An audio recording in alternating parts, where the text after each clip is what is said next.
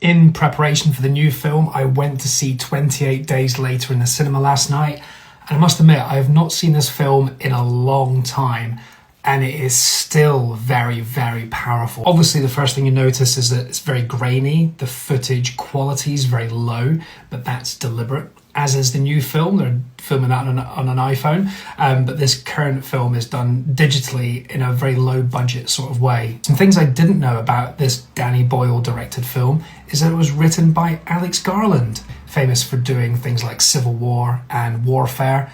And before Cillian Murphy was cast, it was actually meant to be Ewan McGregor, but Ewan McGregor and Danny Boyle, well documented, fell out because he wasn't cast in The Beach. He cast in Leonardo DiCaprio. So because of those issues, it was actually offered to Ryan Gosling, who could not make it work due to filming commitments. So it fell to Cillian Murphy, and this film is the one that put him really on the map.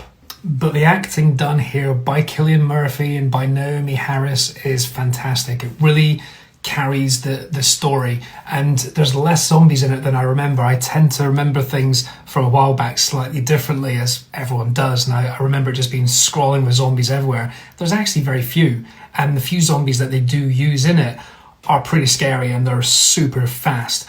And Danny Boyle actually used athletes to portray those because he knew they'd move a little bit different, a bit more unusual, and have more expression in them. So I thought that was a really good idea.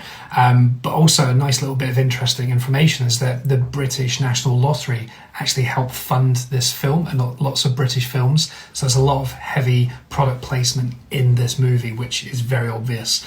But also one of the scenes I found strange is that, you know, you've got some great actors in here, and again I forgot that Brendan Gleeson was in it with a London accent, and he's so good in it. And then you've got Christopher Eccleston, who is normally a very pleasant man in most of his roles, and then this one he comes across as very pleasant, but he's got a very sinister, dark side to him.